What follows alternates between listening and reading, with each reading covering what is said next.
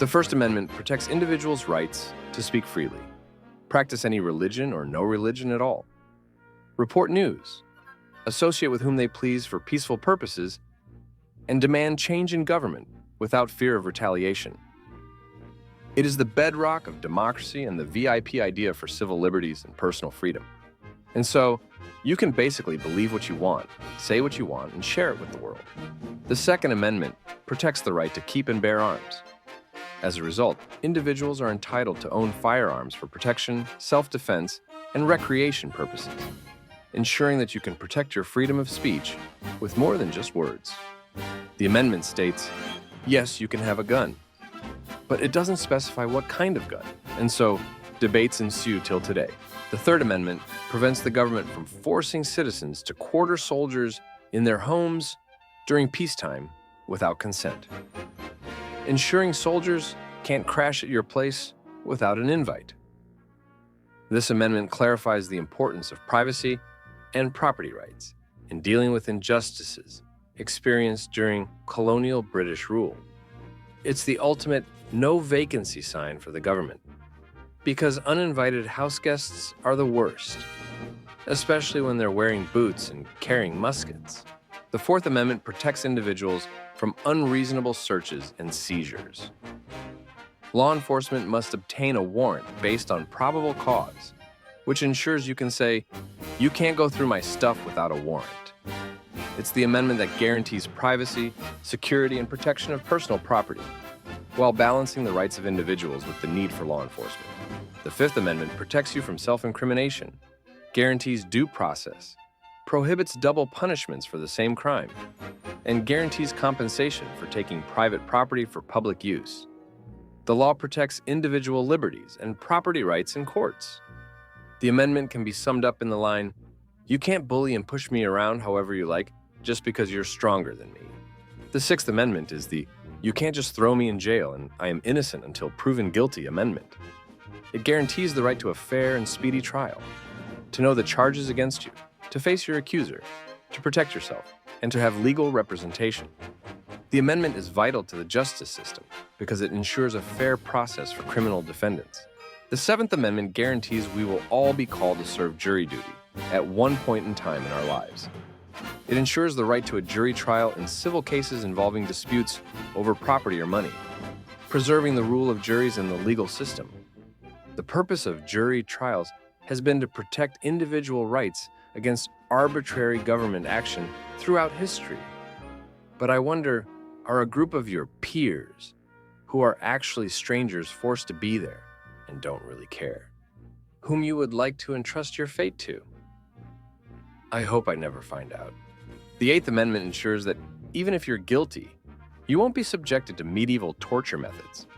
It prohibits excessive bail, fines, and cruel and unusual punishment, ensuring that penalties are fair and proportional to the offense. This amendment is interesting, as it prioritizes society's values on humane treatment and justice by preventing the government from imposing overly harsh penalties. The Ninth Amendment asserts the existence of unenumerated rights, meaning, just because certain rights are outlined in the Constitution, people do not lose other rights that aren't included. The amendment protects unenumerated rights, acknowledging that individual freedoms go beyond what has been explicitly outlined. Simply put, just because it's not listed doesn't mean you don't have the right to fill in the blank. The 10th Amendment limits the powers of the federal government to those delegated to it by the Constitution. In other words, it allows the federal government to say, in case we forgot anything, it's either up to you or the states. And the states can punch up by stating, stay in your lane to the federal government. This way, federal power is limited, while state sovereignty and individual liberties are protected. The 11th Amendment protects states from lawsuits brought by out-of-state citizens or foreigners residing outside their borders. This upholds and protects state sovereignty and acts as a buffer against federal tyranny. The 12th Amendment revised presidential election procedures to ensure that the president and vice president are elected separately on separate ballots. This change was made to avoid confusion and to make presidential elections more effective and clear. The 13th Amendment abolished slavery and involuntary servitude. because it took America way too long to realize that owning people is a no-no. This pivotal change in American society solidified the nation's commitment to individual freedom and human rights. The 14th Amendment defined citizenship and ensured legal protections for everyone, including former slaves, thereby playing a crucial role in civil rights. The bill guarantees equal protection under the law to everyone born in the United States or naturalized there, as well as civil liberties for all. The 15th Amendment guarantees equality of opportunity for all men regardless of race or color by prohibiting discrimination on the basis of race, color, or previous condition of servitude. Note that the 13th, 14th, and 15th Amendments can be remembered as the Civil Rights Trilogy because democracy works best when everyone gets a turn. The 16th Amendment allows income tax, making April 15th a day of national groaning and last-minute TurboTax sessions. It allows Congress to collect a tax on income without having to divide it among the states or use the population count from the census. The 17th Amendment established the direct election of U.S. senators by popular vote. This encouraged and protected democracy by making senators more accountable to their state voters. But we all know it's another popularity contest, just with slightly lower stakes. The 18th Amendment initiated the Prohibition era, which made the manufacture, sale, and transportation of alcohol illegal. In an attempt to improve social conditions, it ultimately led to unintended consequences like an increase in illegal alcohol trade, bootlegging, showing how difficult enforcing morality can be. If only we can apply the lessons learned to the current war on drugs. The 19th Amendment extended the right to vote to women because people realized that women have the capacity to reason too. It recognized women's suffrage as a fundamental democratic right. The 20th Amendment changed the date on which the terms of the president, vice president, and members of Congress end and begin. It addresses presidential succession, aiming to reduce election friction and ensure a smooth transition of power. Hashtag January 4th. Hashtag Democracy survived. The 21st Amendment can be seen as the Regret Amendment or the What Were We Thinking Amendment. It repealed the 18th Amendment and ended prohibition.